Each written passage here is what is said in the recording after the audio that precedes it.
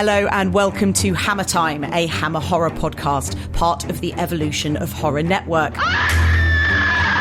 I'm Becky Darke, a film critic and amateur, and I'm joined by my co-host, human encyclopedia of film and TV and Hammer superfan, Kevin Lyons. Hi, Kevin. Hi, Becky. I'm still enjoying Hamateur, I have to say. I'm still enjoying that so much. I'm genuinely resisting coming up with my next title as I watch more films because I just don't think I'm going to be able to better it. We need to step you up to fan. Yeah. And by the end of this, you'll be super fan. In this podcast, Kevin and I are watching and discussing every horror film in Hammer's back catalogue. And this week, we're dialing up the histrionics as we're plagued by bad dreams in Nightmare from 1964. Are you dreaming, Janet? Are you sleeping? Or is this a waking nightmare?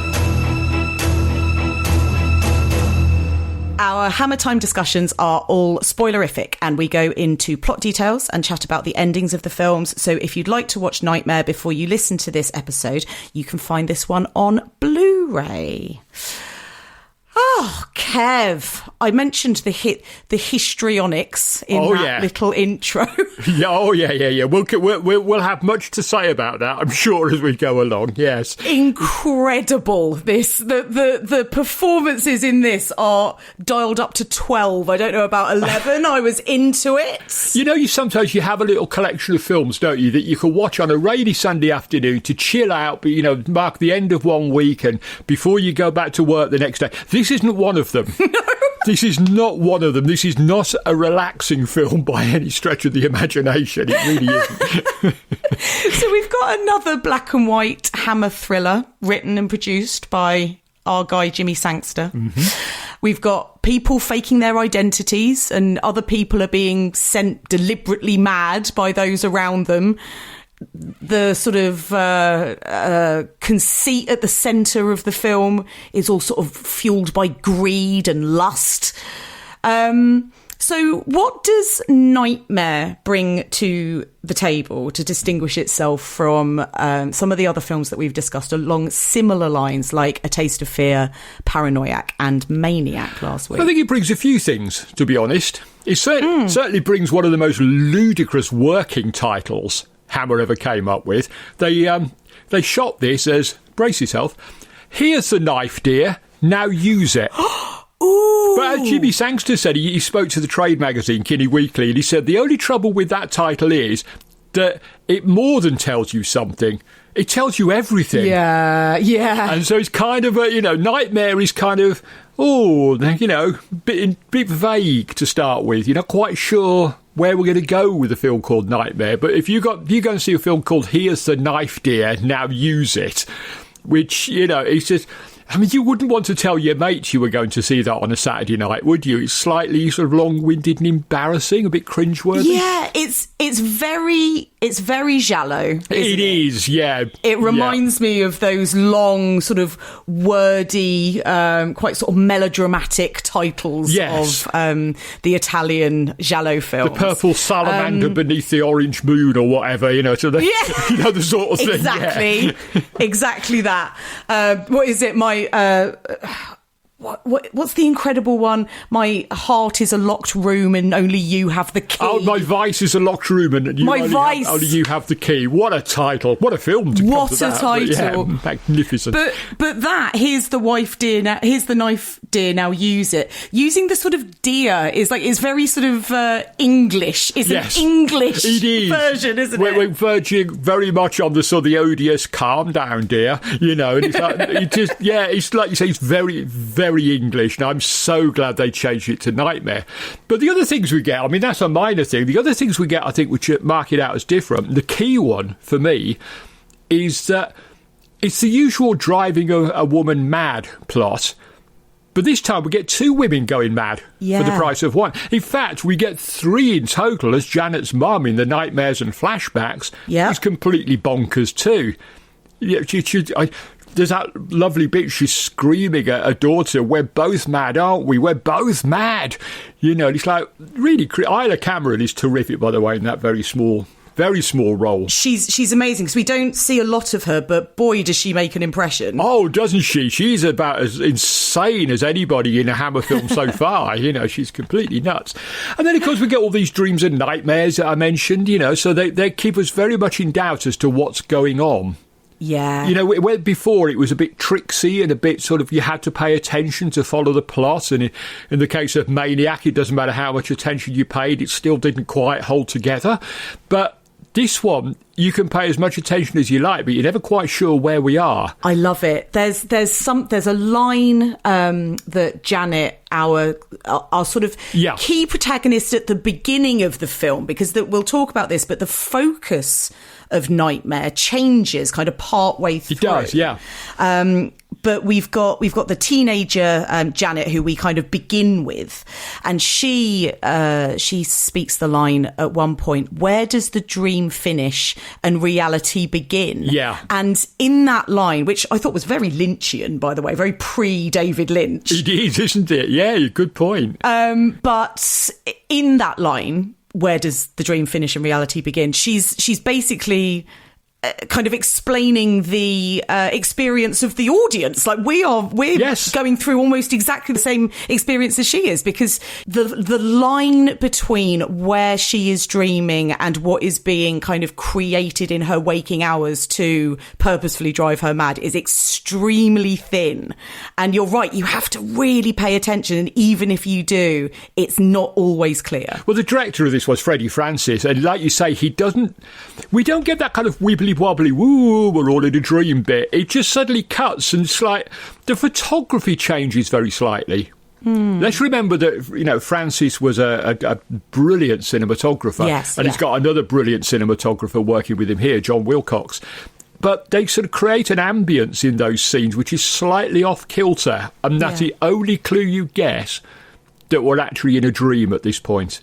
Yeah. Very much like, in some ways, in the Nightmare on Elm Street films. I was going to say that, yeah. Yeah, and I wonder if this was kind of an influence on Wes Craven on how to do a dream sequence without giving it away. Yeah, definitely. So when those moments of horror start and you are disoriented yourself, right? You sort of think, wait a minute, where am I right now? In which state am I in which state is Janet in, or Tina in you know, Nightmare on Elm Street, etc. That's right, yeah. So yeah, I mean, it definitely made me think of the Nightmare films as well. And certainly Janet can't tell at one point whether she's in a dream or not. No. In her sort of climactic scene in the film. Oh God, I know. She can't actually tell whether she's dreaming or not, which is going to be one of the most existential horrors you can imagine, to not actually be sure if what you're going through is actually happening or not. You get a lot of scenes in films, don't you, when somebody will be going through something horrific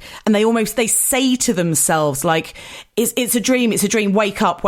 Yeah. Because sometimes something is so horrific and horrifying, you think it has to be a dream. Like real life, waking life can't be this nightmarish. Exactly, yeah. And what I like about the nightmares in this, they're very much like my nightmares. They're very normal, apart from the bloodshed. I mean, I don't dream about bloodshed, I should hasten to add at this point, just in case you're wondering.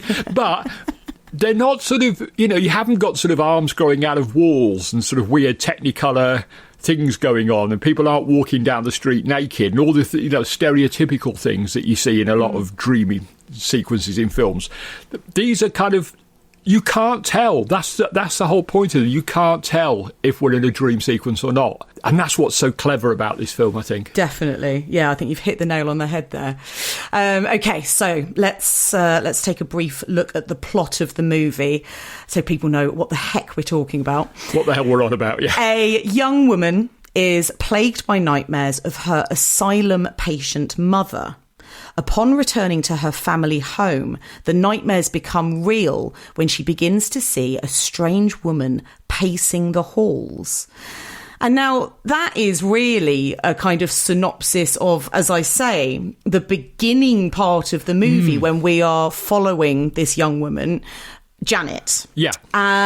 But it really doesn't kind of encompass what then happens with love triangles and further sort of committals to asylums, flashbacks and dreams and stabbings and ghostly forms and masks being sort of taken off and faces and, identities being taken on, fake identities. And like, this is a really multi-layered film that in some ways feels like it could be two different films in one to me. It almost feels like a sort of mini anthology of Jimmy Sangster style Let's Drive the Woman Mad. That's such a good way of putting it. He's got these two stories which are connected, very, very intimately connected.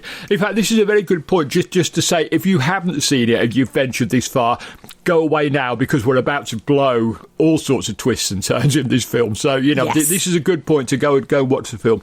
Take it from me, it's worth seeing. So just go and have a look. Great. And come back and we'll, carry on from here. But yes, you do get this sort of almost midpoint twist, don't you, where the film takes off in not a completely different direction, but it develops what's happened before in a way that we didn't see coming. Very much so. Very much so. Yeah. So we've got Janet she's away at a boarding school. As we say, she's sort of in her late teens. I think they say she's 17.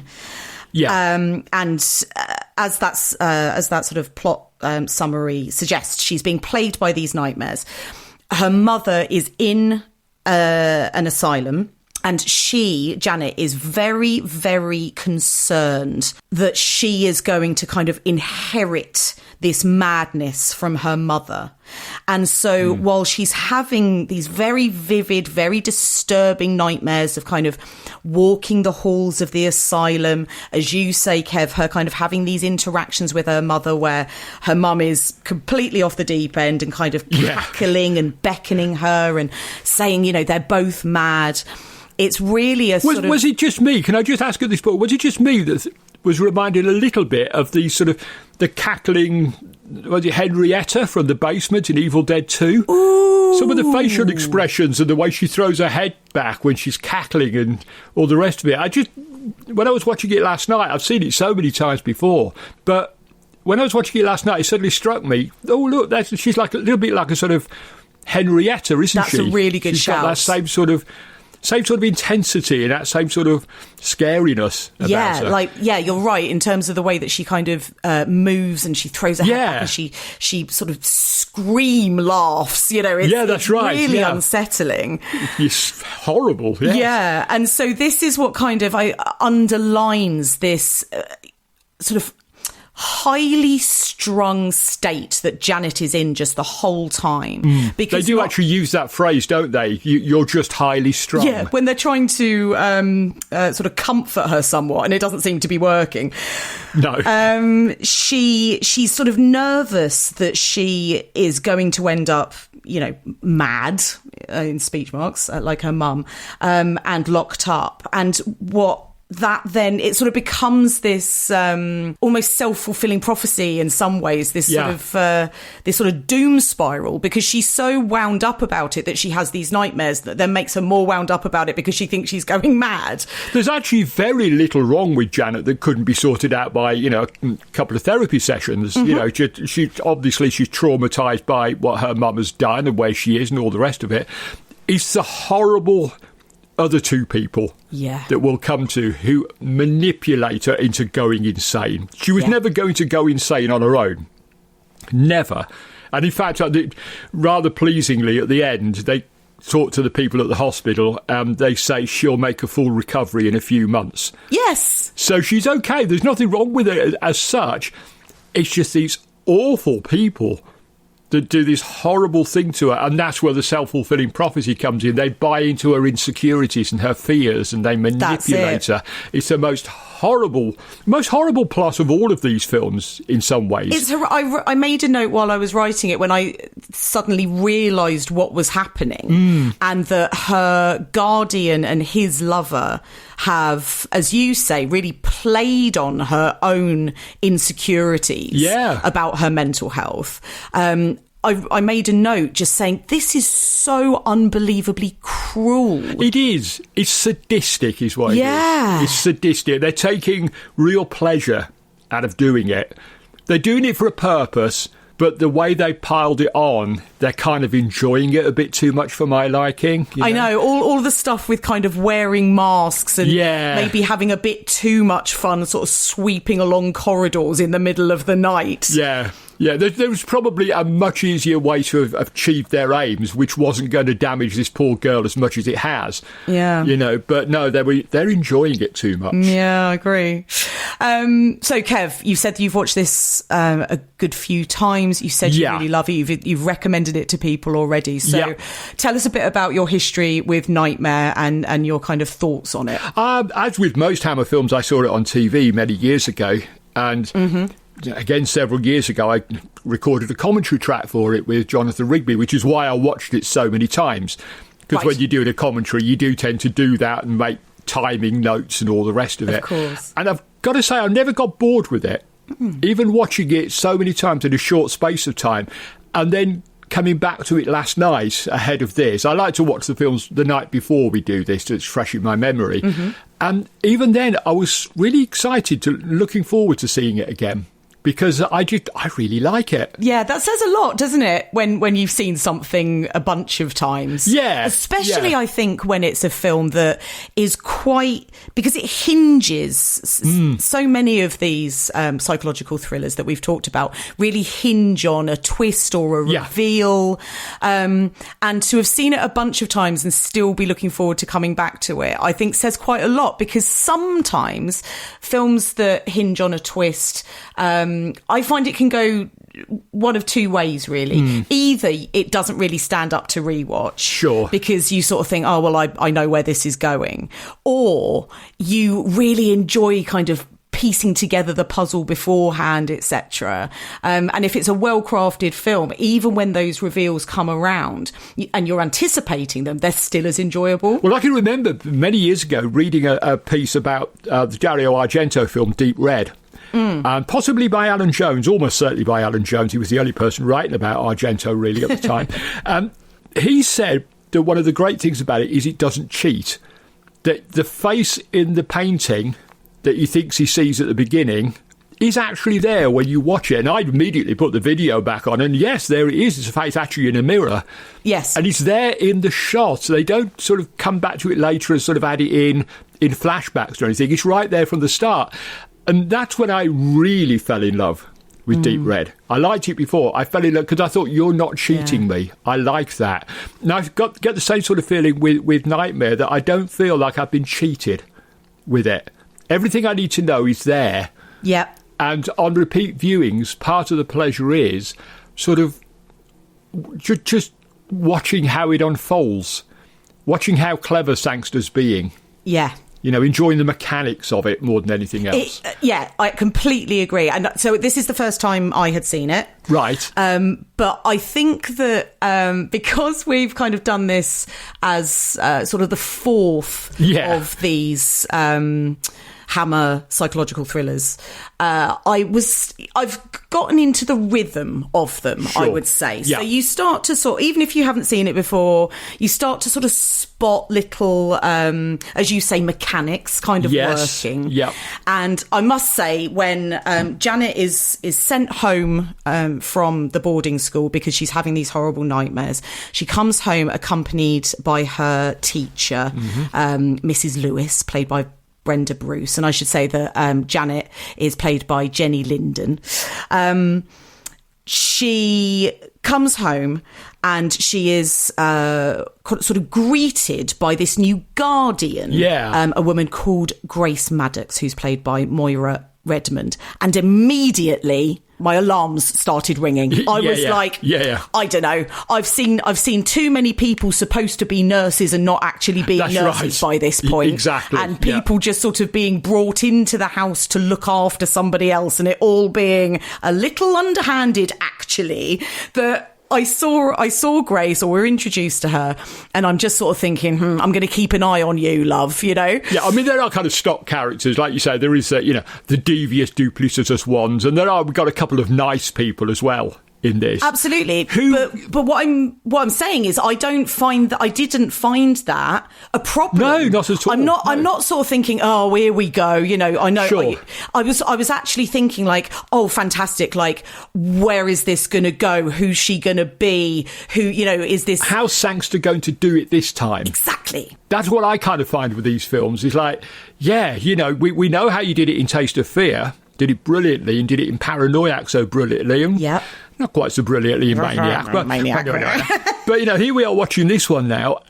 We're back to that sort of, go on then, Jimmy, do your worst. Let's see if we can stay one step ahead of you. We rarely can. And this one, I'm not sure that we're that far ahead of him ever, to be honest. When we'll come on, obviously, to talk about all the sort of the big twists and reveals and things. But when it is all laid out in front of you in that sort of denouement at the end, I hadn't seen it coming. And that was such a satisfying feeling, going from kind of, all right, Jimmy, what are you going to do this time? Sure. And almost sort of thinking like, oh, you know, well, can I stay ahead? Can I guess it? Yeah. And I didn't. And I loved that. I love the fact that at the last minute we learned that the staff, the chauffeur and the maid, had been one step ahead of the villains. Yeah. And 2 steps ahead of us. Yeah. That they've been keeping an eye on things. I'm not quite sure that why they let it go quite so far with poor Janet, why they didn't step in earlier. But that's what it is. But they've actually had their own plan in operation the whole time, their own scheme. And it's a beneficial one. It's a positive one, a benign one. It's not the sort of horrible, malignant plot that these two have got going on, which is basically to ruin this poor girl's life and steal everything that she owns. The others have got this other sort of even more devious plan, but it's actually to get back at the bad guys. And I like that. I love that little bit at the end where you think, there are nice people in the Hammerverse after all. Definitely. I love it. The fact that basically the kind of 2 members of staff at the house and her teacher have sort of banded together to be her protectors. And I really loved that. But it's not kind of, I don't know, they're not doing it in a sort of saccharine way or anything, obviously, because this is a Hammer horror film. So they've basically sort of done their own gaslighting plot to kind of not only protect Janet, but to almost get their own back on her behalf, which I think is really fun. And it's so satisfying at the end, isn't it, when you see them. You know, these are just fundamentally decent people who don't want to see this poor girl suffer anymore. And rather than go to the police and sort of like, you know, get it dragged through all the courts and everything, we'll make it a surefire case here. We'll drive this woman insane so that she not only gets a taste of her own medicine, but she's so obviously mad now that probably don't even need court. They'll just lock her up for being a public menace, you know? Well, and for being a literal murderer. Being a literal murderer by that point, exactly. So, yeah, fair play to them. I think there's some of the more interesting supporting characters we've seen in this little psychological horror strand. Definitely, yeah, definitely. And it's nice because John, who is the kind of... He's another one of these chauffeur / gardener / sort of man of every job around the house kind of members of staff.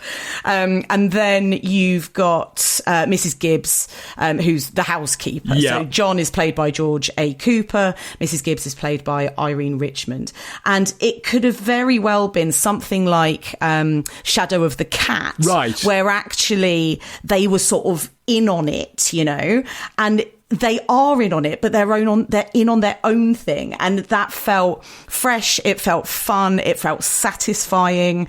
I mean, I was really into it. I thought it was great. Fantastic. I'm so pleased you liked it, actually, because it's not my favourite. It's Taste of Fear and Paranoiac takes some beating, to be honest, but this is a very, very, very creditable third in that sort of ranking of those films. I think it's a terrific little film. So I thought it got stronger as it went on, and in fact I texted Mike, our producer, not super long into the movie. I'd probably been watching it about 20 minutes and I wasn't particularly excited about what I was watching, right, because I found Janet so irritating that I was finding it really difficult to kind of, I don't know, take it seriously. Right. Almost. Yeah.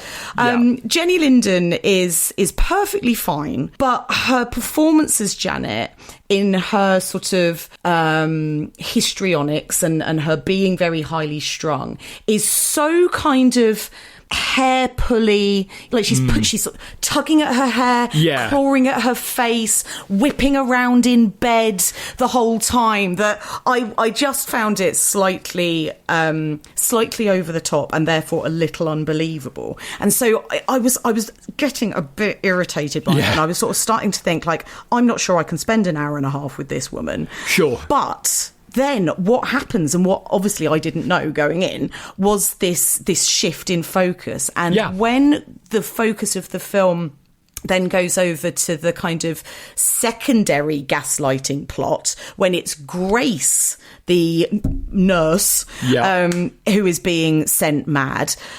Oh my God, Moira Redmond as Grace has immediately gone into my top 3 women in Hammer so far. Yeah, she's terrific. She's really good. I thought she's absolutely fucking bonkers. But what is so nice about it is she starts completely normal. Yes, that's right. And maybe this is why I found it more watchable than Janet, because I think by the time we reach Janet, she's already been through such an ordeal that she's already really, really struggling. Whereas with Grace, we meet her and she is she's pretty level-headed, and in fact, with her in her relationship with Janet's guardian, Mr. Baxter, she's very sort of sure of herself and solid. And then by the end of it, some of her line deliveries, where she is losing her mind, are the most incredibly entertaining and just bonkers line deliveries I've seen in any film, let alone any Hammer horror film. It is without doubt the noisiest breakdown in film history, I think. I don't think anybody goes quite as gibberingly mad as she does in such a short space of time. But you raise a point. Hang on, just one second. I'm just going to get my soapbox out, because I'm going to stand on my soapbox. And I've done this before in the main Evolution of Horror podcast. So now's a good time to go and get a cup of tea if you've heard me ranting about this before. One of the things that I dislike a lot about modern horror films is that very, very well-worn plot of the psychologically unstable woman being tormented even more through the film. It's all about grief and trauma and the rest of it. Yeah, the old classic G&T. That's exactly it. Grief and trauma, G&T, absolutely. In the old days, of course, they'd have just given you a G&T and you would have been fine. But, not anymore. But what we got with Janet is the sort of the early equivalent of that. We've got this traumatised woman who is already pretty unhinged to start with. I think the transformation of Grace is far more effective, like you, because she starts as quite a together person. Yes. She starts as quite a normal, together person. Within about half an hour of her introduction, she's chain smoking like mad. She's sweating up a storm. She's starting to gibber. And by the end of it, she's as crazy as Janet's mum. She's completely nuts by the end of it. She's putting extra syllables in words and holding them for way longer than she needs to, as she screams at the top of her lungs at nothing. It's amazing. But isn't that more effective? I find that more effective. Oh, without a doubt. She starts off as, like, and I'm doing air quotes here, normal, and then descends into madness. Yeah. Whereas far too many films now, I find that the woman is already sort of on the verge of a nervous breakdown, so we spend an hour and a half, 2 hours pushing her over the edge, which feels very odd to me. Whereas in this, we revel in her torment because of what she's done to Janet, and because we've seen that journey from being a relatively balanced, normal person, and then we realise that underneath it all, she's actually more demented than Janet could ever be. I find that much more effective. You're so right, Kev. Honestly, that is such a good point. I'm going to put my soapbox away. Hang on a minute. You carry talking. I'm just going to put my soapbox away till the next pop it time. back under the stairs. So Janet, she comes home. She's accompanied by, as I say, her teacher. And she arrives back and we find out that she's got this great big house with this sort of small staff, John and Mrs. Gibbs. Her teacher has come back with her and her guardian, he is introduced to us as what's his first name? Henry Baxter. Yeah. She is very, very excited about seeing Henry Baxter and says, he understands me. He'll understand why I'm home. It'll be fine. And when she gets there, he's not there to greet her. And she's quite obviously disappointed about this. But she's got everybody else around her. She's got this new sort of companion, Grace, who Henry has installed to look after her until he can be there. And when he does arrive at the house and goes to see her, we find that there is something romantic going on between them. So this man who is legally responsible for her because her father is dead and her mother is in the asylum, Henry Baxter has been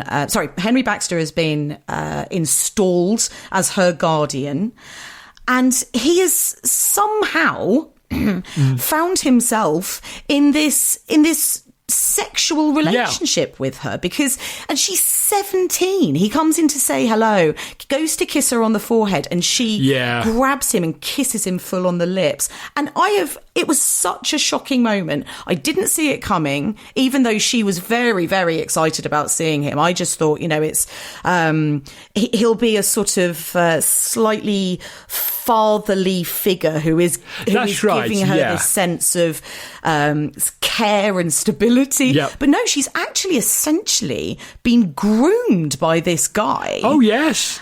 And is excited because she's in love with him. And that's what makes their plot so horrible.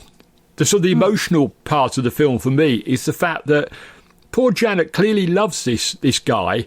I think he functions as a kind of future husband, a sort of surrogate father, a bit of a big brother, that kind of thing, all the things she hasn't got in life. And she's put all of that onto this man who then betrays her on every single level imaginable.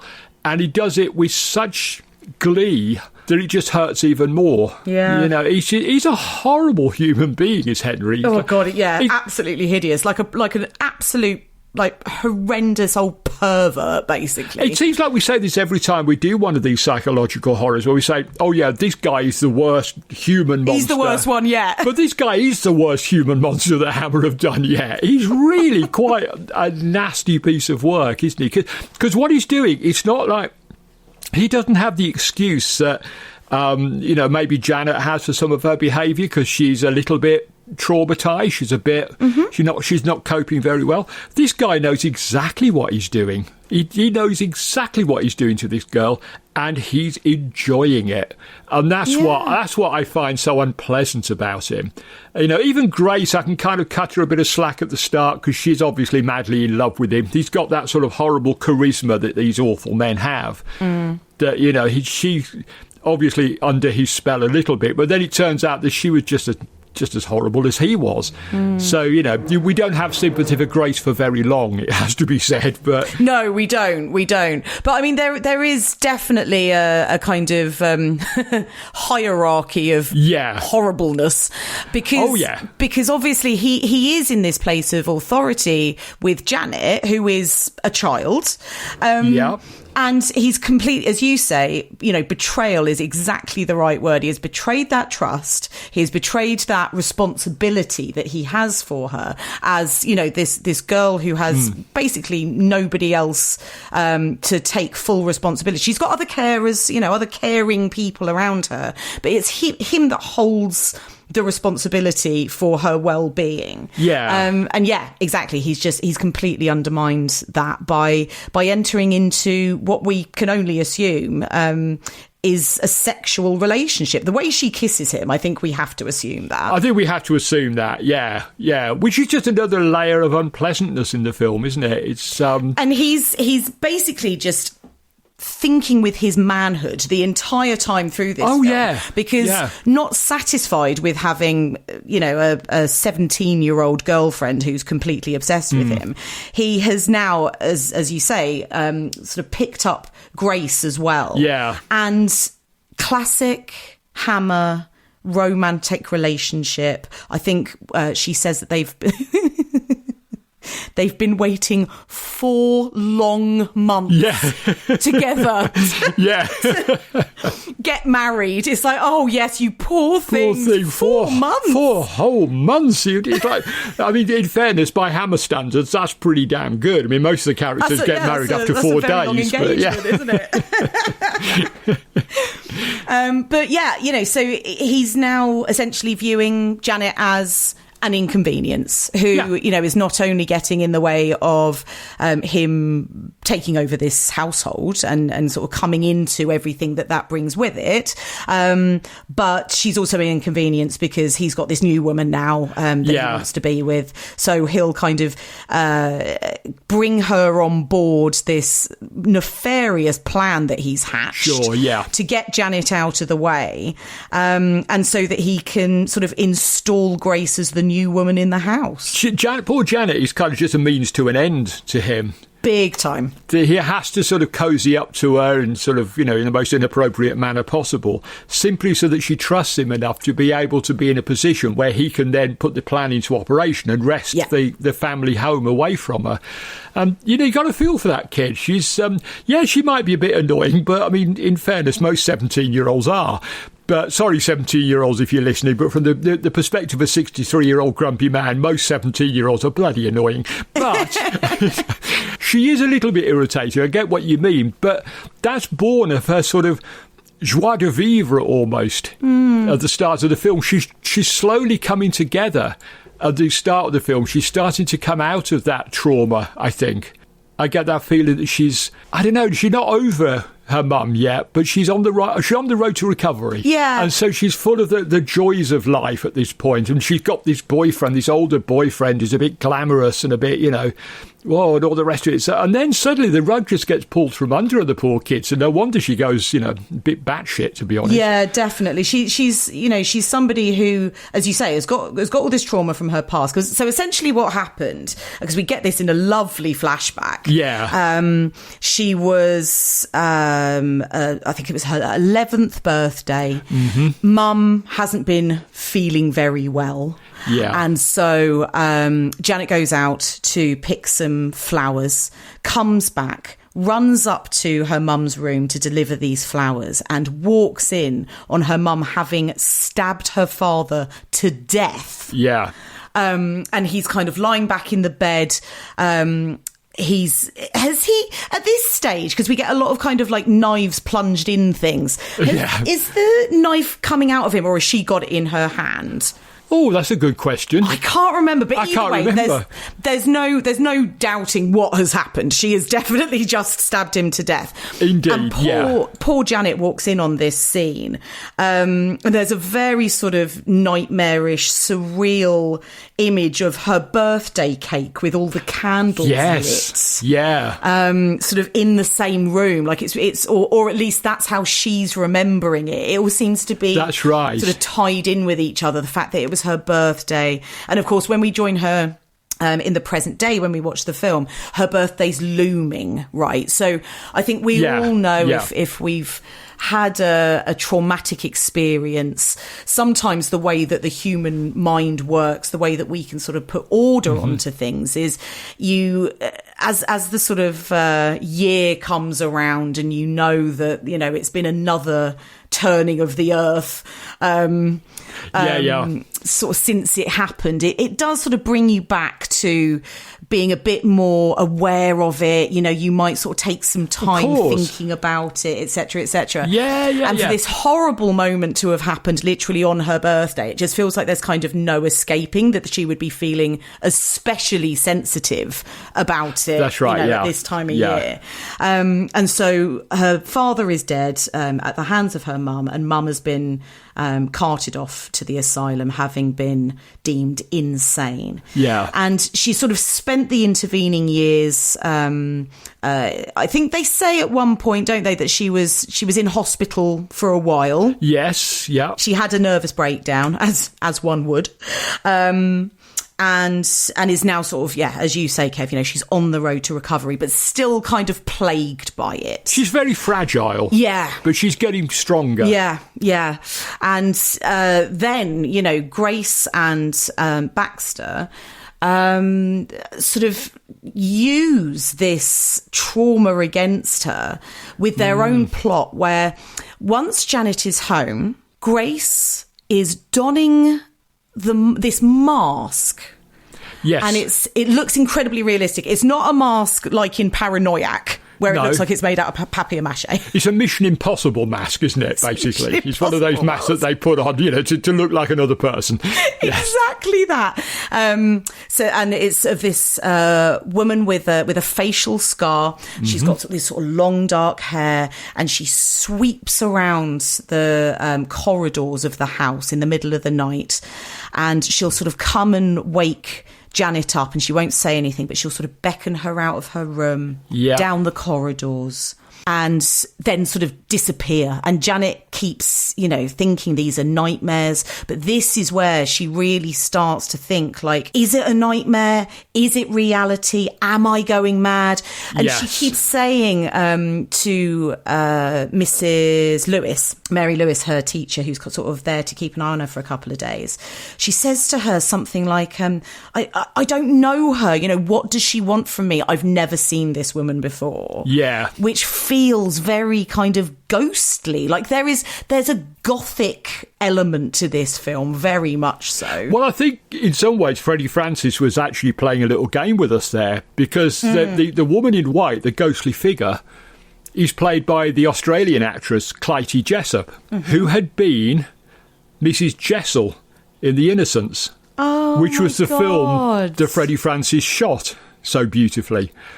So I wonder if maybe he thought, she's a very striking looking woman. That is brilliant. If I'm going to have a ghostly figure in this one, I want Clytie back and she can play the role. Yeah, and so there's this little connection. Audience may have, as you say, that connection, that kind of... That sort of subliminal connection between the two films. Yeah, exactly right. So I think that was a bit of a genius move on the part of Freddie Francis. And she's terrific. She's so creepy. Oh, my God. That character. And isn't that part of the beauty of this film, though? That, you know, sort of, you were saying earlier, what new stuff does this bring to this genre? Jimmy Sangster was already aware that, you know, he was getting a little long in the tooth already. He said the original storyline was starting to fray around the edges by now. And, you know, he kind of realised that there's only so many times we can do this in the same way. So he does a psychological thriller with a ghost story and an old dark house thriller thrown in as well. Yeah. So it's, in some ways, it's the most horrific horror type ones of these so far, even more so than Paranoiac and Taste of Fear. This is much more of a horror film. Yeah, it is. And I want to come on to talk about that in a bit more detail, actually, because there were certainly more the Maniac that we spoke about last week. Yes. Along with the sort of gothic elements of lights going out and women walking around with candles as lights and ghostly figures in the shadows and that kind of thing. There are real moments of much more kind of modern human 1960s horror of that incredible like violence. You know, there's real, like, again, I know that we keep harping these films back to Psycho, but when Grace commits her murder towards the end of the film, I couldn't help but think of something, the way that it's shot and the sort of sound design and the focus of that violent act really reminded me of Hitchcock. It's a horrific moment, isn't it? That's a real sort of like real jolt when that happens. You know it's coming, but you don't expect it to be that violent. Well, I didn't know it was coming. I found it genuinely shocking. It is. That's the right word for it. It's shocking. But also, let's also consider that Sangster and Francis knew what they were doing, because in this film, the person we assume is the heroine disappears partway through the plot. Yes. What other film that you've just mentioned does that happen in? Sounds familiar.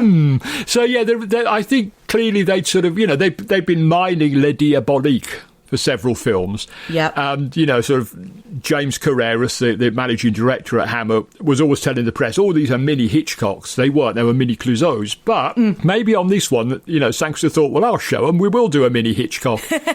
And we'll do Psycho in an old dark house, which is pretty much what Psycho is anyway, isn't it, in a way? But yeah. You know what I mean? It does feel much more like, this is much more like Psycho than the other psychological thrillers that they do. Yeah, definitely. The plot structure, and certainly that climactic murder, which is, as you say, so shocking. It's so shocking. So yes, Grace has been sweeping around the corridors in the middle of the night and freaking poor Janet out. And we've seen, it's so beautifully constructed, this. It's sort of given us all the pieces we need so that when that initial reveal happens, when the sort of the first climactic moment, sort of Janet's climactic moment happens, and the reveal of what Grace and Baxter have been doing happens, it feels satisfying, like one of the finales of the other films that we've talked about, but we kind of get it like almost halfway into this film. You kind you get two for the price of one in this film. You do. So what happens is, obviously she's been having these, in air quotes, nightmares about the woman in white with this very distinctive black hair and as I say, this sort of scar on her face. Yeah. And Janet is so distressed by this, as she realises or starts to kind of fear more than ever that she is actually going insane like her mother. Yeah. She smashes a mirror. Again, very gothic. There's a lot of kind of mirrors in this film. Yeah. Smashes a mirror, takes a piece of the glass, and she cuts her own wrist with it. It's all become just far, far too much. Yeah. And honestly, again, heartbreaking. This is like the eve of her birthday. So when they wake her up the next day and bring her down for her kind of cake and celebration where all of these people have gathered, she's literally got her like wrist bandaged from a suicide attempt. Like it is. That's right. It's grim. And as she comes down the stairs, there is a figure in the window, in the room, kind of looking out of the window, so you can only see her back. Janet can only see her back, but she's got this dark hair. Yeah. And she's sort of looking at her quite quizzically. And Henry Baxter says to her, "Oh, Janet, I don't think you've met my wife." And as the woman turns, she sees that face. That's right, yes. Right? Yeah. The face of the woman in white that she's been having nightmares about. And so she grabs the knife from next to her birthday cake. Again, these sort of repetitions of motifs that are kind of putting all these pieces together. It's beautiful. And stabs this woman to death. Yes. In front of our eyes, in front of everybody's eyes, and is then carted off. You sort of go straight to the ambulance people. The men in white coats have come to sort of stretch. They're coming to take her away. They've come to take her away, sort of stretcher her off. And then what we find out, obviously, is it's been Grace in this mask. And I thought that the effect of Grace sitting in front of the mirror and sort of placing, it is very Mission Impossible. She sort of places her fingers like under the chin of this mask and goes to peel it back. And it looks so good. I didn't see it coming. Sure. It was so, so clever. The only thing that ruins the illusion for me is that the two actresses have got somewhat different shaped heads. And so you kind of wonder, how did they manage to compress one into the other? But, you don't worry about things like that because, like you say, it works really well. The actual unmasking it is startlingly good, isn't it? Because you can't see how they did it. I can't see how they did it. 1964, this was, wasn't it? 63, 64. you expect it in the Mission Impossible films now because it's, they do it every film.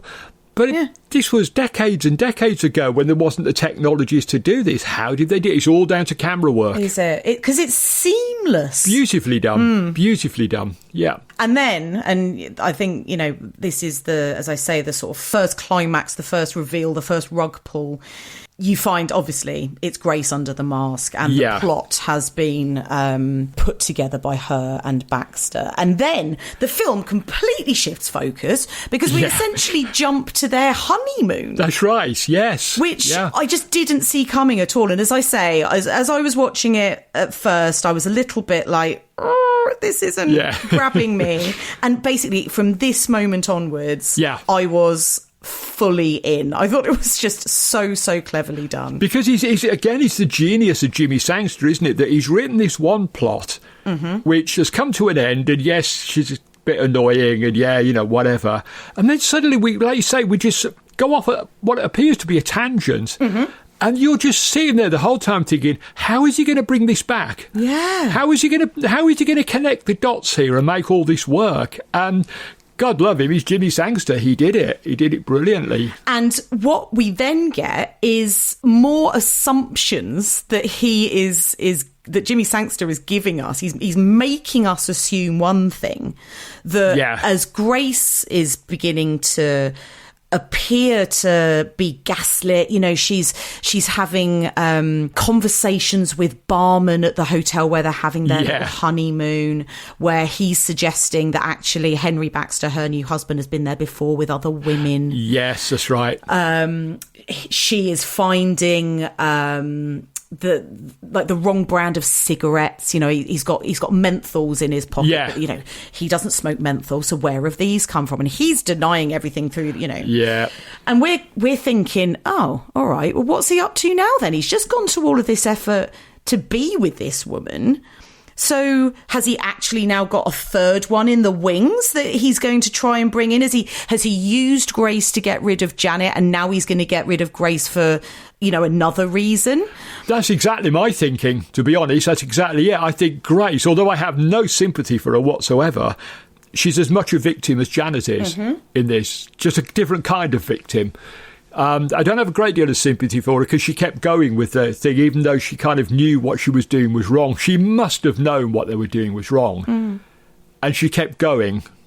And she seems to be enjoying torturing poor Janet as well. So I don't have a great deal of sympathy for her, but in a sense, she is as much a victim as Janet is. But of course, she's not actually a victim of Henry. They're victims of, as we've said, the staff. Yeah. Seen them send Janet mad and cause her to be taken off to the asylum, which has been her greatest fear all along. And this is where the cruelty of it comes in. Yeah, exactly. And so I'm thinking, all right, well, what's he up to now? Like what's going on? He sort of wants to take Grace back to the house so that they can move in there and live under the staff and be looked after and live this sort of new life of grandeur. So why is he pretending that he hasn't got another woman? Why has he got another woman? What's happening? And as then that starts to unravel and you realise, oh, actually, there isn't anybody else in his life. It's the staff who are now planting the doubts in Grace's head, which drives the wedge between those two and makes her think that it's Henry. And so she kills Henry at the end. And so she's mad and he's dead. And John and Mrs. Lewis and Mrs. Gibbs have gotten their sweet revenge for what they've all done to Janet. It's just... chef's kiss, blah, blah, blah, blah, blah. Loved it. I would agree with almost everything he said. He said, I think there is another woman. I think the staff have figured that out. No, Kev! I think they've figured it out and they're using that to drive Grace mad by leaving little clues that this woman exists. And I think, I've said this before, I will almost certainly say it again, he was a clever old bugger, was Jimmy Sangster. He knew how to construct these things so beautifully. And I think there's so many layers to this film. I disagree. I don't think there's another woman, and I will stand by that. Well, I hear what you're saying, but you're wrong. But no, I'm not telling you you're wrong. I'm here to be convinced. What is it? Because all right, wait. Because I reckon Mrs. Lewis has planted the menthols in his pocket. Mm-hmm. She has paid off the barman at the hotel to tell these lies about him being there with another woman at all, saying, I remember you from last time. Can I get Madam the usual? It's a Pernod, isn't it? And Grace is like, no, I don't. I don't drink Pernod. What are you talking about? And planting all of these doubts. But I think the whole thing is Mrs. Lewis and Mrs. Gibbs and John planting this notion in Grace's idea that he's got someone else, and I don't think he actually does. Well, it's a good excuse for me to go and watch it yet again. And again, the genius of Jimmy Sangster, here we are 63 years later, still not agreeing on what we're seeing, because it's such a cleverly written script. It could work both ways. Hammer at evolutionofhorror.com. Write in and tell us whether you think he's actually got a third woman or not. Yes, you write in and tell us that Kev's right and Becky's an idiot. You do that. I'm all for that. Excellent. Yeah, good. No, it's interesting, though, isn't it, that we can both see the same film and read them very differently, which I don't think you get. Definitely, yeah. In a lot of the Hammer films, and I'm not dissing Hammer films, of course, but they're very straightforward. Mm-hmm. It's good versus evil. We know where we are. Yeah. You don't get that with Jimmy Sangster. You get these multifaceted, multi-level films where they are open to a certain degree of interpretation. Yeah. And that's why these films are so fascinating. I literally might actually have to go and watch it again this afternoon and see if I can spot something that makes me think, oh, no, all right, fair enough, he has got somebody else. Interesting. I love it. It's going to happen now, don't you? We're both going to watch this, and come the mailbag episode, we're both going to have the complete I'm going to be like, do you know what, Kev? Do you know what, Kev? You were right. He has got another woman, and you're going to be like, no, he hasn't. Don't be ridiculous. No, I got that wrong. No. And then we start again, basically. You're going to watch it for another time. That would be great, wouldn't it? Let's talk a bit about the fantastic cast, because if there is one thing you can say about this film, the performances, I think, are pretty flawless. Yeah, they are. Now, I know that I have said that Jenny Linden as Janet is a little too scenery chewing for my liking. But I do think you make a good point, Kev, that she's playing a 17-year-old. And so the sort of histrionics that come along with already having a very traumatic event in your past, being really paranoid that you're going to become unwell, et cetera, having these horrible nightmares are just going to be heightened, really, aren't they, by hormones and, inexperience of life and that kind of thing. So, I mean, I was the most over-dramatic teenager ever. It's everyone, oh, nobody loves me. Oh, no, it's terrible. I'm going to end it all. We're all like that. We're bloody idiots when we're teenagers. I love you guys, honestly, but we are bloody idiots as teenagers. Little tip for you, any teenagers listening. It does get better. I promise you. It's not going to be like this forever. But, it is one of those things. I remember there's a lovely quote from the comedian Alan Davies. It was on QI one time, talking about being a teenager. And he said, you could be having the worst day of your life. Your girlfriend's just split up with you. Your mates aren't very sympathetic. You go home all broken and destroyed. You put the radio on and you hear the best band you've ever heard. And all of a sudden, life is brilliant again because you've got a new band. Life has meaning again. And he said that's what it's like being a teenager. And that's why he didn't want to go back to being a teenager, because it's too much of a roller coaster, an emotional roller coaster. Yeah, big time. And I think she's actually sort of conveying that here quite well. She's clearly not a very well girl anyway. But this is kind of the way that teenagers tend to behave, isn't it? They tend to be quite sort of...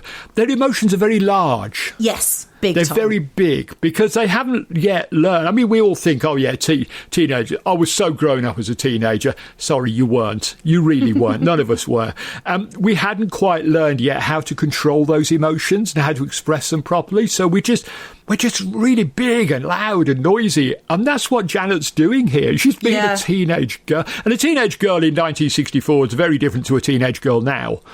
You know, it's I don't know whether teenage girls go to pop concerts and scream at boys playing guitars anymore. I'm not sure if that happens or whether that's sort of gone down to a younger age I think group. they do. Have you never seen a clip of a Harry Styles concert, Kev? I try not to be fair. Oh, come on. I try not. Look, if it hasn't got a 20-minute drum solo in the middle of the set, I'm just not interested at all. Yeah, Of course, yeah, absolutely. But I think Jenny Linda's very good in this, and I will defend her for two reasons. One, this was actually her first film role. She went on to do, you know, a few things, a couple of notable ones. She played the big screen Barbara in Doctor Who and the Daleks the following year, opposite somebody called Peter Cushing. I think we may have mentioned... Rings a bell. We may have mentioned him once or twice in the distant past. And she was also Ursula in Ken Russell's Women in Love. Yes, of course. Yeah. So these were her two big roles, but this was her first screen appearance, and she was actually discovered by Sangster and Francis in a play in her hometown of Worthing. They'd got news that there was this talented young actress, and they needed a talented young actress because filming was about to start, and the person they originally cast got a better offer. Oh. And that person was Julie Christie. Oh. And the better offer was Billy Lyer, which made her a star, basically. Okay. So, so poor old Jenny Linden, she was thrown in the deep end at the last minute almost to do this pass with no screen acting experience at all. And so I think under those circumstances she does a really good job. Right. Do you know what? Fair enough.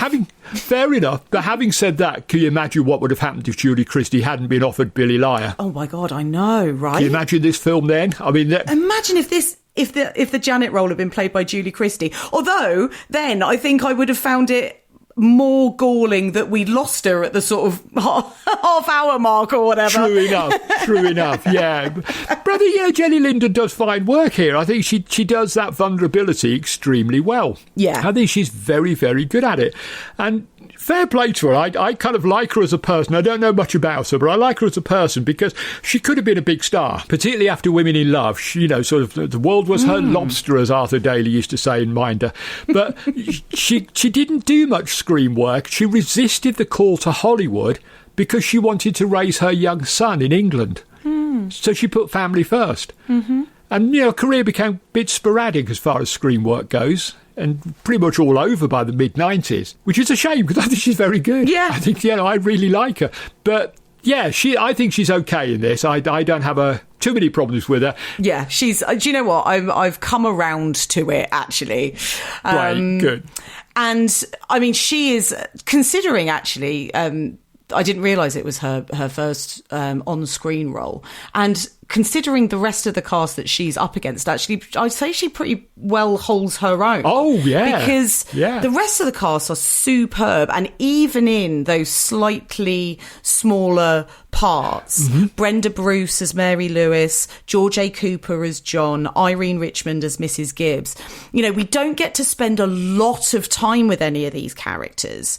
But I think, as we have spoken about so often with Hammer films, even those slightly more sort of incidental characters who aren't, the big main kind of crux of the story and are just sort of, in the background doing their bit.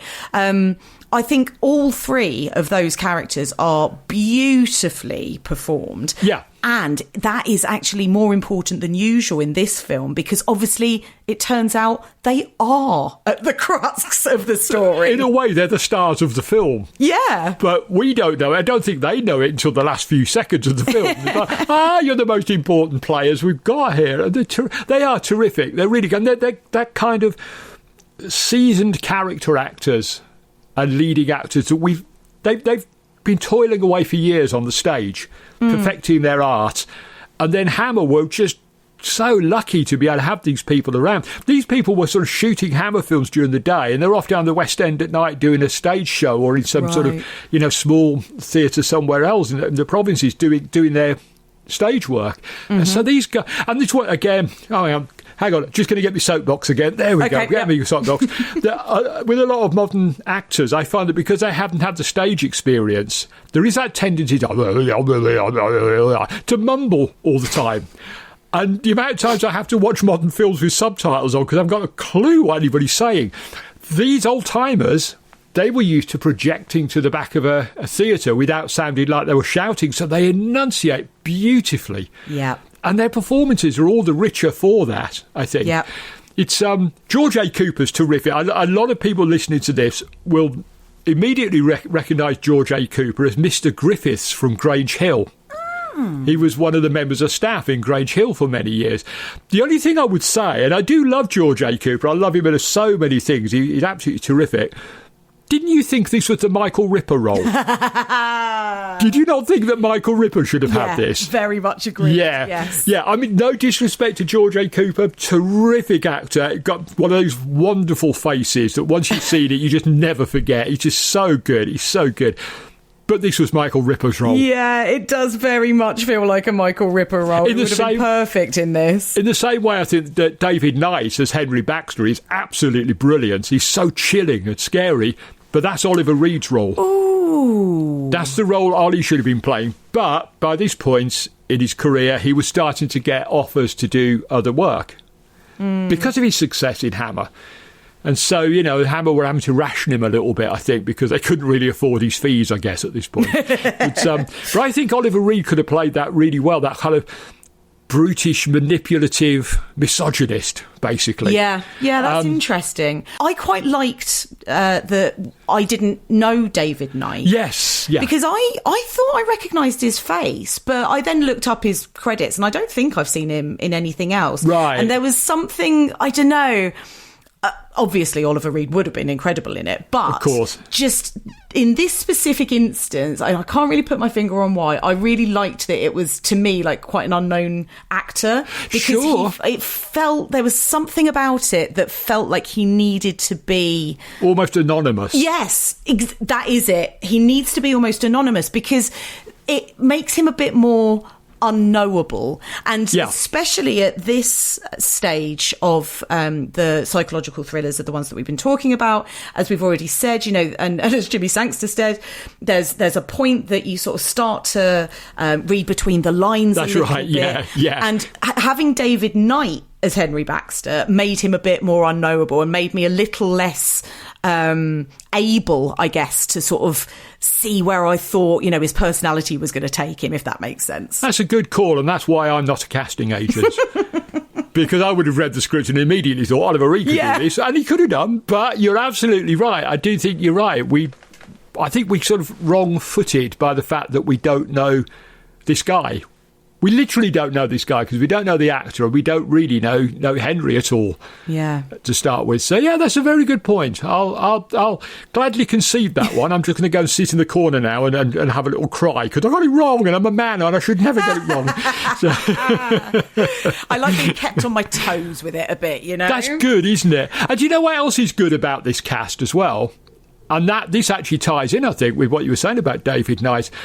Apart from George A. Cooper, who will come back in Dracula Has Risen from the Grave and had been in Hell is a City, and Irene Richmond, who'd been was about to be in Hysteria, none of the other cast members did another Hammer film. Really? That's interesting. That is interesting, isn't it? That they were all fresh faces to Hammer, and they all went on and did other things, so they didn't get bogged down in the sort of stereotype of, they weren't playing characters that we recognised, so we knew where they were going. Exactly, yeah, that is interesting. So I think that might have been a deliberate decision on Francis's part. Let's not cast people who've been in Hammer before, so that we keep them guessing. Yeah, because, as I said earlier, you're looking at Mrs. Gibbs, or you're looking at Mrs. Lewis, the teacher, and you're thinking, are these the women who are sort of in on it? Because that somebody's playing the woman in white. Somebody has to be. Sure. And it's nice that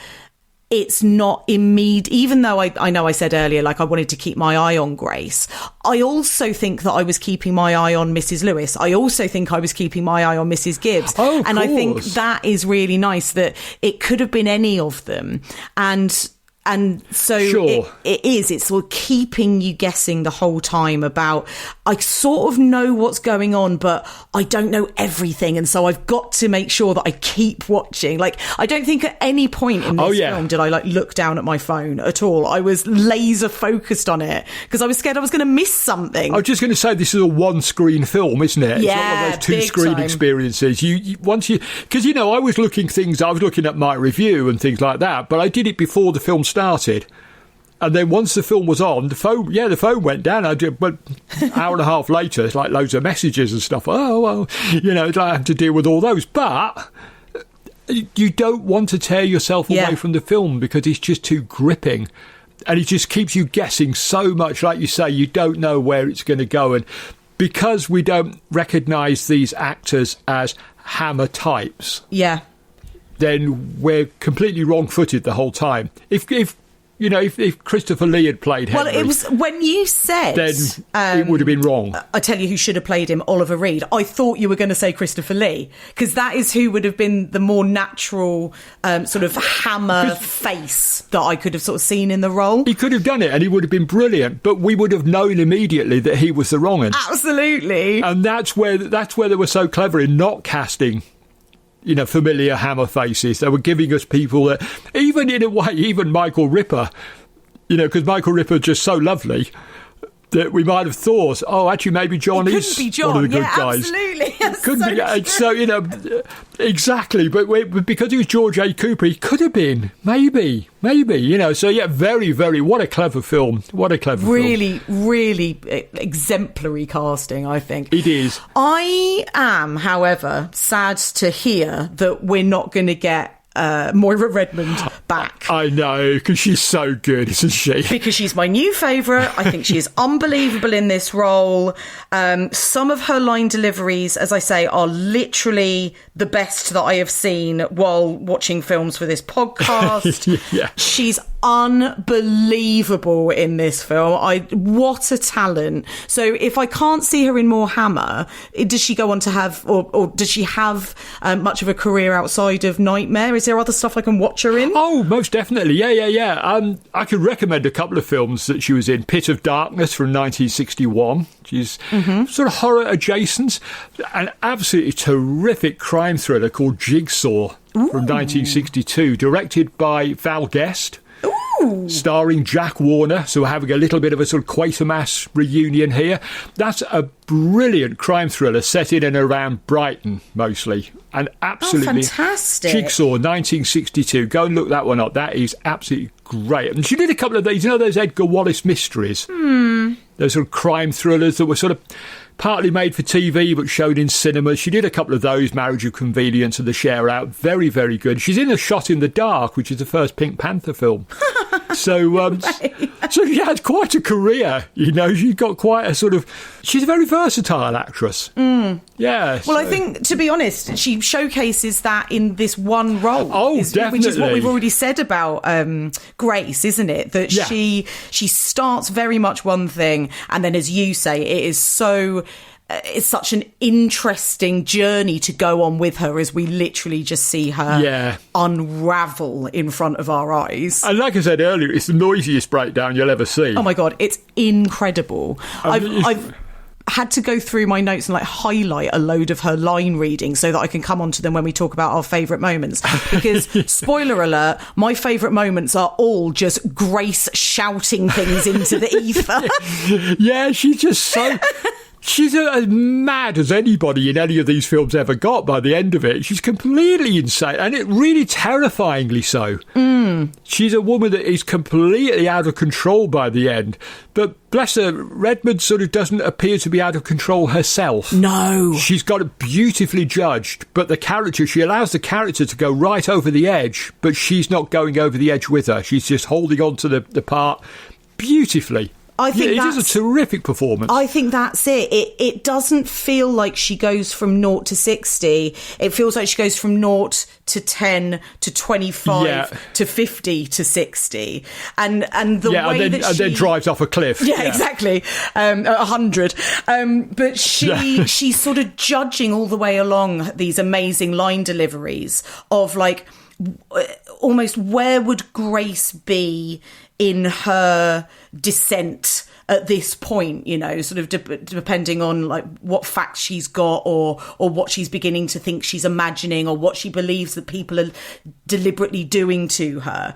And it really, like, it feels like a woman who starts off as very sort of strong-willed and independent, yep. and has a very strong sense of self, to the point that she's done something really hideous to this, you know, teenage girl. But, you know, starts to lose it bit by bit. And each line or each laugh or each sort of glare or stare or whatever breakdown feels like that it's like an escalation on what's come before. And I really like that. I do very much. You've absolutely nail on the head with that. It's terrific. We both of us have seen enough of these psychological horrors, these sort of women in peril films, both outside Hammer and within, to know that you can take these things over the top. Mm-hmm. We've seen enough of them. We've seen enough, you know, even when you get to sort of like the slasher films, which are related, you can see people going completely over the top, completely sort of, you know, signalling that they're the wrong end from the very first second we see them. This is a much more subtle and nuanced performance. Yeah. And you're right, I think this could be one of my favourite performances in any Hammer film so far as well. Oh, good. I'm glad it wasn't just me watching this. Oh, no, she is absolutely incredible in this. I just, every time she's on screen, and having seen the film before, when she first appears, there is that lovely warm feeling of, right, now we're getting somewhere. Yeah. Now we're in for a hell of a ride, because look, Moira Redmond's turned up. Exactly. And it's like, when you know where she's going, it's an absolute joy to watch her doing it. Yeah. And watching a really good actress actually taking us on that journey with the character. Absolutely brilliant. So we've talked a lot about, you know, women going mad and being off the deep end and driving off the cliff at 100 and all of that kind of thing. And I know, you know, we're sort of speaking quite lightly around the themes of this film. But there's something very dark at the heart of it. This idea of a woman who has obviously been so mentally unwell that she has murdered her husband and been put away for it. And then the feeling of sort of worry and anxiety for kind of the next generation who has been exposed to this horrible traumatic event, losing both parents in kind of one fell swoop. And then being plagued by nightmares, and then having this very deliberate external thing happen to them with Henry and Grace kind of driving them mad. Yeah. And there's a lot of stuff about, you know, asylums and kind of cackling women and nightmares and thrashing about and doctors coming in and all, and, you know, the men in the white coats turning up, etc. So do we think that the film has kind of aged okay, looking at it now from like a 2026 perspective, and kind of how it treats mental illness? It's a difficult one, isn't it? It's hard. Because I don't think even modern films get it right. Well, you know, that's a very good point. I speak as someone who for many years, and probably still does, but has it under control, suffered from bipolar disorder. So, you know, I know what it's like to go through the treatments of the diagnosis and all the rest of it. Even in my experience, which starts in the 1980s, so 20 years after this, they weren't getting it right at all. No. They had no idea. The stigma that was attached to mental illness even then, less so today, thankfully, but certainly, you know, 20, 30, 40 years ago, I wouldn't have been talking this openly about having bipolar disorder because it was such a shameful thing. Yeah. I think in this film, they kind of try a bit harder than most. I'm always reminded of a 1976 film, Schizo, by Pete Walker, which, I mean, the title itself is not subtle. Yeah. It got into terrible trouble for the tagline, when the left hand doesn't know what the right hand is doing. Oh. And it's like, well, that's not what schizophrenia is. Yeah. You know, it's that common Hollywood idea of what schizophrenia is. It's a horrible illness, and it's not like that at all. So even, sort of a decade later, this was still going on. I think in a lot of the slasher films, we were seeing it going on. That these were, someone with a mental illness was automatically a murderer. Right. And that was, sort of, we can go back a couple of years before, sort of poor old Norman Bates was clearly mentally unwell, and he was a psychopath and murdered people. Of course he did, because he was unwell, because he was suffering an undiagnosed mental illness. I think it's very difficult when you're trying to make a horror film not to fall into that trap. Yeah. Because if you try to treat... It's going to sound horrible, but, it's why I mentioned the fact that I suffered from a mental illness myself. I'm sort of speaking from the perspective of both a film fan and someone who did, have to go and have a little lie down for a while because I wasn't at all well. But I'm not sure I want to see in my horror films people being treated sympathetically. That sounds horrible, doesn't it? Because no, I get it. If they do treat them sympathetically, we haven't got a horror film. And with this film, let's make no bones about it. Henry has a degree of mental illness. He's got a personality disorder at the very least. So if he hadn't, there would be no film. It's a really tricky line to walk, I think. I'm just trying to think if I ever been really truly offended by depictions of mental illness in horror films. No, I've been offended by depictions of mental illness in non-horror films, if that makes sense, because I kind of expect in a horror film for it not to be too sympathetic. Yeah, do you know what? That makes a lot of sense. Yeah, it's a tough one to talk about because I can. From where I'm sitting, I can feel a few, hairs bristling with some people, and I get what you're saying. I do understand that we have to be sensitive. I don't think that I don't know that I feel this film treats it particularly badly. I don't think that it treats it particularly well. I think that it's a crux at the centre of the plot of the movie, and we saw it with Maniac as well, with people being broken out of asylums and that kind of thing. And just to meet you on the honesty tracks, I also, I've got some mental health issues. I'm on treatment for it that I will be on literally for the rest of my life. So, I think that in some ways you'll struggle to find anybody who doesn't have something, right? Because being a human is really tough. And actually the way that things are going in terms of the stigma around mental health is only ever a good thing, because as understanding and knowledge increases, our empathy increases around it, right? And I think that, so actually looking back at a film like this that was made in, the early to mid 60s from a modern perspective, I think you're absolutely right. It's not like we have it perfect now.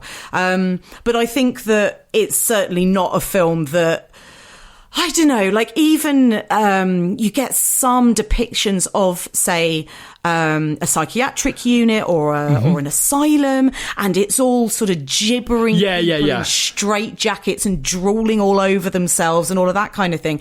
And actually, we don't get that in Nightmare. We have visions of the mother being insane in the asylum, but actually a lot of that is what we see through Janet's imagination. And although she is clearly kind of raving, isn't necessarily presented to us as a fact of like, this is how this woman is. This is how Janet's remembering it. This is the fear that Janet has, that she will become like that. Exactly. Like the stereotypical gibbering lunatic. And I said earlier that that Grace becomes a gibbering wreck by the end, but she's not, even then she's not quite that kind of gibbering wreck. She's been driven completely insane. I think that is important. And I think it is important. It's a very small distinction, but I think it's an important one. Definitely.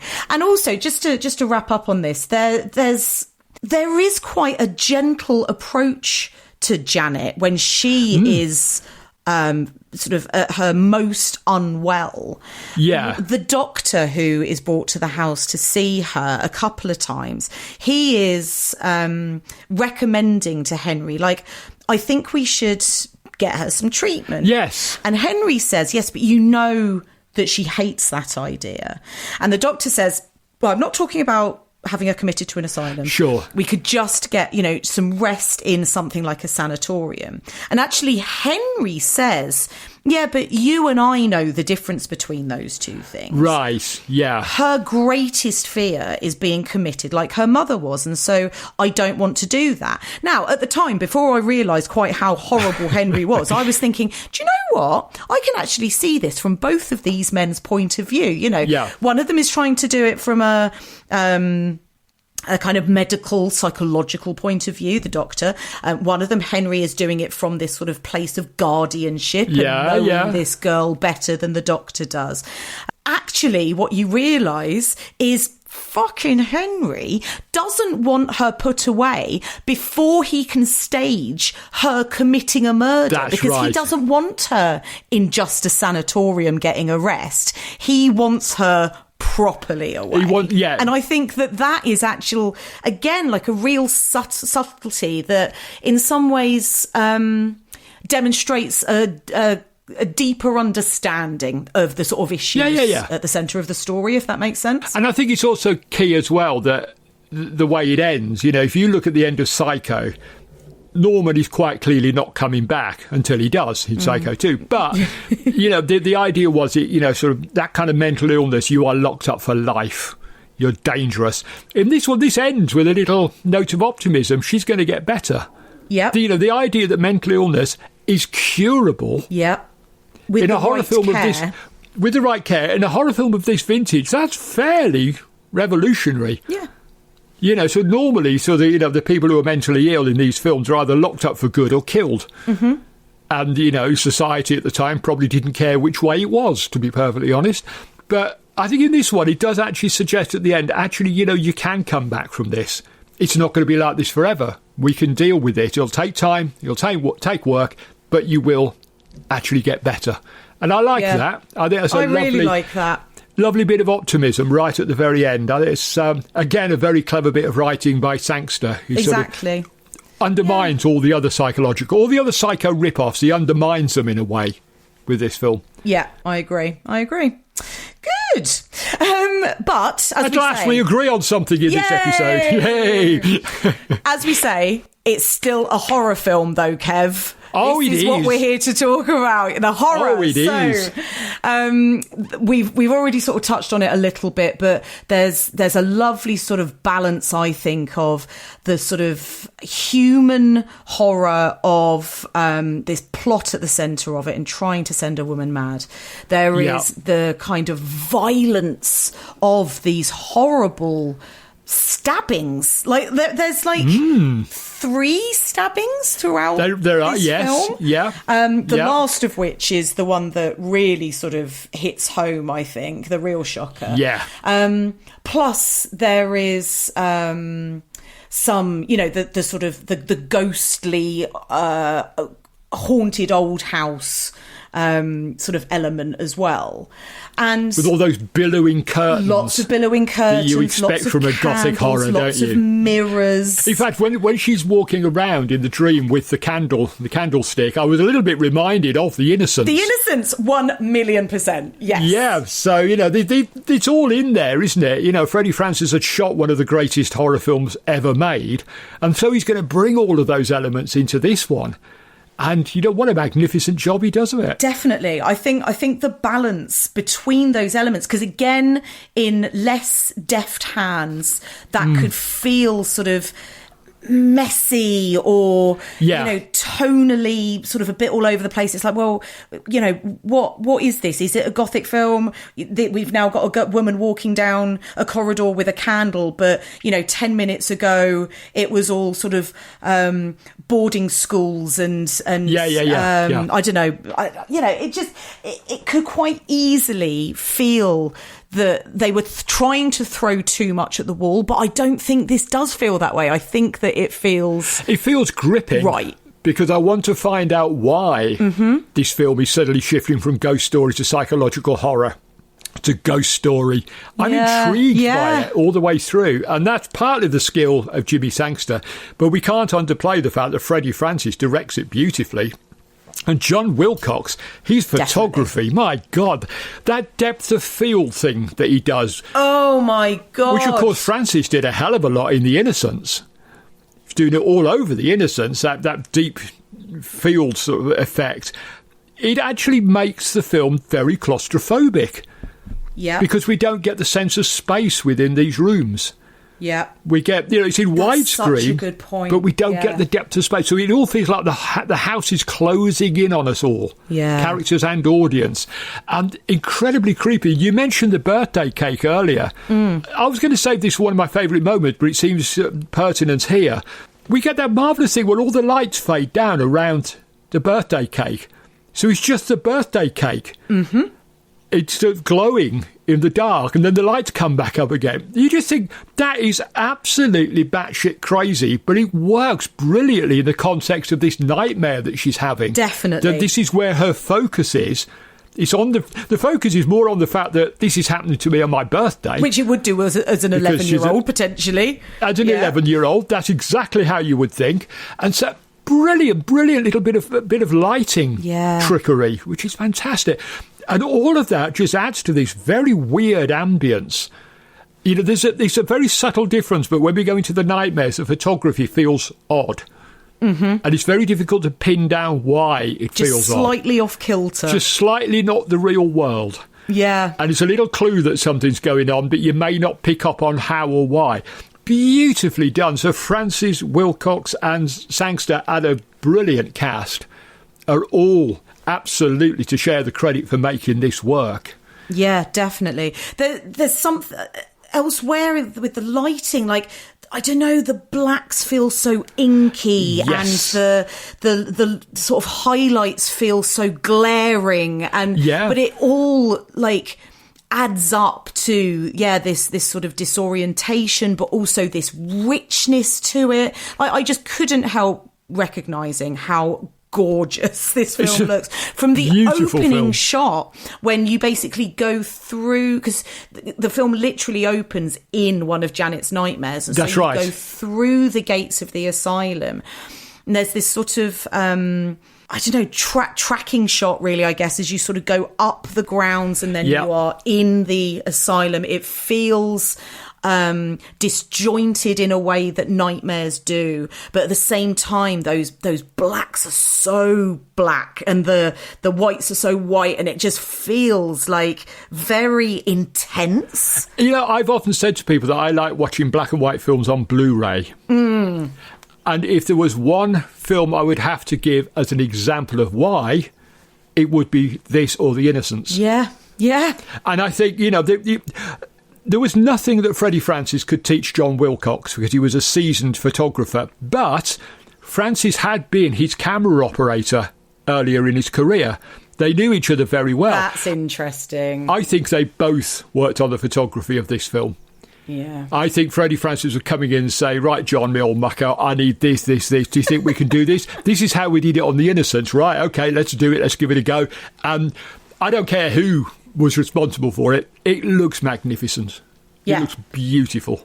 It's stunning. It's an incredible looking film. And, we say this time and again with Hammer films how good they look. But I don't know. I suppose I thought that by the fourth psychological thriller we were talking about, it would all start to feel a bit samey, and maybe we wouldn't be going on about it so much. But I literally can't not mention it because it looks so good. It looks amazing, doesn't it? It looks beautiful. Yeah, absolutely. So with the kind of final big twist, so, we've sort of said really what happens. Grace, well, we've said what happens, although we can't necessarily completely agree on the actual machinations behind it. But poor Grace has been sent mad by, again, sweeping figures just out of reach down a corridor. Yeah. Giggling voices. There's always these creepy gigglings, isn't there? Yeah. You know, trying to communicate with a husband who seems to have completely shut down because he thought he was getting one thing, and actually is what he's got is this slightly a paranoid harpy, as he seems to see her. And she is absolutely convinced that he is trying to send her mad. Yeah. And so she confronts him finally. And this is where she stabs him to death. Yes. She's got this great big knife, and she basically just advances on him. And this is where it really reminded me of the shower scene in Psycho, because she kind of nicks him first. That's right, yes. Yeah. And then just sort of like launches into him as he sort of tries to get up. Yeah. And she just doesn't back off at all. And the it's knife ferocious. It's ferocious. Yeah. And by the time she sort of comes downstairs pretending, because basically she has spoken to the asylum, who has told her that Janet has escaped like 3 days before. And so she thinks it's Janet that's in the house. Yeah. And she thinks that Baxter has arranged for Janet to come and kill Grace. And she says something like, if Janet's going to do some killing, then she might as well kill you. And so she basically kills him and thinks that she's going to pin it on Janet. And then as she comes down to report his death in this kind of like, oh my God, you'll never believe what's happened. Yeah. Call the police. It's Janet. And they all sort of say to her, well, no, what are you talking about? Janet's in the asylum. Yep. And this is where the phone call happens that you've mentioned a couple of times, where John calls the asylum and says, oh, hello, just looking to check up on Janet. And the doctor at the other end of the phone says, oh, yeah, she's fine. Like, she'll probably be okay in a couple of months, actually. She's making progress, yeah. She's making progress. And then the teacher emerges from the shadows, Mrs. Lewis. Yes. And she gives us all the exposition that we need. And she says, well, actually, it hasn't been Janet at all. We are so disgusted with what you did to her that we have essentially engineered this whole plot, and now I think you'll find that one of you is dead and the other one of you is gonna be going away where you so cruelly sent Janet. And as she says this, Grace is just like she's completely broken at this point, isn't she? She's not Grace anymore. I don't know what she's become at this point, but it's not the Grace we first met. No, that's scheming, conniving Grace. This is a Grace that's become something else entirely. And I do not feel sorry for her at all. I really don't. No, well, I don't either. And it's the kind of cackling as she's almost like spinning on the spot. Like the performance, like physically, is almost sort of showing you like what's going on in her head. Like she doesn't know where to look. She doesn't know which way to face. She doesn't know if up is down. She's screaming like, no, why? Like as she's sort of cackling and laughing her head off. It's genuinely one of those punch the air moments, isn't it? When they reveal that they were behind it all along. Big time. But for the right purposes, to defend and protect. Maybe they sort of had Janet sent away to the asylum to get her out of the way so she's safe. And she can then get the therapies that, sort of Henry was saying, oh, no, she doesn't want to do that he was standing in the way of. Yeah, definitely. So now she's safe. She's out of the picture, literally out of the picture. And she's getting the help that she needs. And these guys can put their plan into the final stages of operation. And boy, do they do it brilliantly. Oh, it's so good. So satisfying, isn't it? Yeah, it's amazing. I loved it. Okay, so let's talk final moments. As I said, the vast majority of mine are just, well, in fact, the entire majority of mine are just Grace screaming things at the top of her lungs. I'm just going to go and put the kettle on now. You can just reel off all these fabulous lines that Grace gets. Amazing. Thanks very much. Mine's a tea. There's one line that she says when she just thinks that he is having an affair behind her back. And she says... You might have been all kinds of gay boy before, but you're married to me now. That's a line that has not stood the test of time terribly well, isn't it? Well, I suppose not, but obviously she's not using gay as in like homosexual. Oh no, of course not. She's using gay as in he's sort of running around with all these women or whatever, having a lovely time. But that's what the word originally meant, wasn't it? In that context, the gay blade. He was always this sort of like devil-may-care womanizer, and he became something else later in the decade. I think the absolute venom in her voice is incredible. Oh yeah. Then later, when he's sort of threatening her because she's being completely unreasonable in his eyes, she goes, "You're what? Lawyer? What will you do?" Like the emphasis that she puts on the fact that he's a lawyer when it's literally like, what will you do? What, are you going to like see me off? You're a man, you're a professional man. You think that people will let you get away with that? You'll lose everything. Lawyer. Amazing. Then she says that later she's given Mrs. Gibbs the evening off, and she says, "I thought it better if we were going to have a scene." Yes. When they're in the middle of an argument, and I'm like, I'm going to start using that phrase. And there's a lovely follow-up, isn't there, when Henry says, "We're not going to have a scene. I don't want to have a scene." She says, "Well, I'm going to have one." Yeah. Or something like that. Like, yes, she's not taking any of his nonsense anymore. Amazing. When he comes home and she's in full meltdown, he accuses her of being drunk, and she says, "I was drunk this afternoon, but I'm not now." Yeah.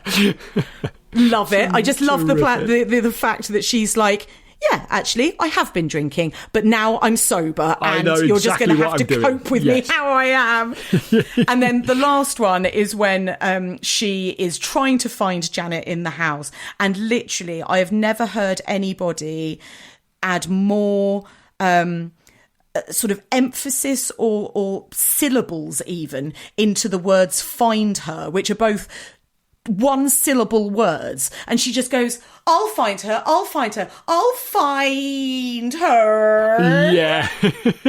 Absolutely terrific. Incredible. Amazing. I love her so much. I would watch her read a phone book. Do you remember way back when we did Curse of Frankenstein, and I bemoaned the fact that Jimmy Sangster hadn't quite got the hang of writing women? Yes, I do, yes. Oh boy, did he ever learn. Oh my God. Oh boy, did he learn. By this stage, he was giving all the best parts to women in his films. Anyway, that's my Grace impressions over and done with, Kev. So what are the sort of standout moments from Nightmare for you?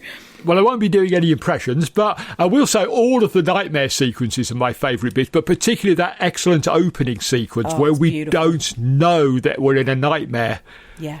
Less than even the other Nightmare sequences. We have no idea what's going on in that opening scene, and it pulls the rug from under us straight away. Yeah. Beautiful. Absolutely one of Hammer's finest set pieces, that opening sequence. Definitely. There's also, I'll have to give a shout out for this fantastic overhead shot while Grace is searching Janet's room. And it reminded me a little bit of the overhead shot just before Arbogast gets killed in Psycho. Ooh, good. So again, they're sort of winking at the audience saying, "We know what you're expecting and we're going to play with you. We're not going to give you exactly what you saw before, but hey, look, doesn't this seem familiar?" Oh, I love that. Love it so much. Okay, well, I mean, I think it's pretty obvious that we're both fans of this Indeed. one, Kev, but how did it do for Hammer? Well, it went out on a double bill with The Evil of Frankenstein, which was the first Frankenstein film from Hammer since Revenge in 1958, and the first Hammer horror with Peter Cushing since Captain Clegg. Yeah. And some people will say that even wasn't a horror film, so we hadn't seen They'd be Peter wrong. Cushing in a film for... They're wrong, but...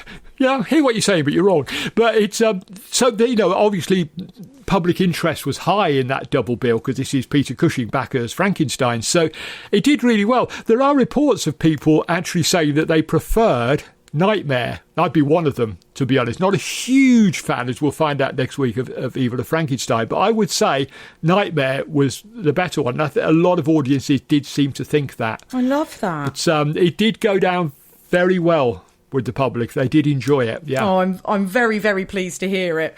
Yeah, definitely. Because, I mean, I'll just go straight into it, because there doesn't seem any point in beating about the bush. This, considering how I felt about it when I was in the first sort of quarter of an hour or something, and I was starting to think, I don't know about this.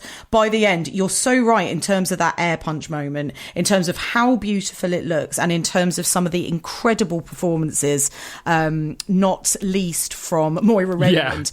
Yeah. This is an upper for me. I think it's lower upper, but it is in that bracket. Bang on, exactly where I'd put it. Yeah.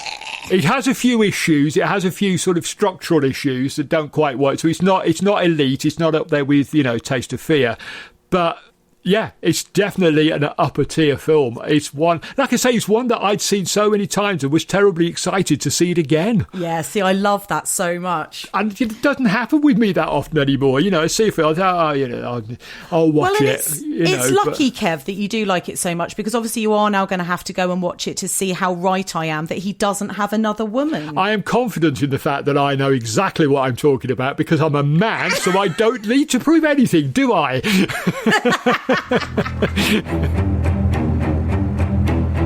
Thanks for listening to Hammer Time. We'll be back next week, maybe.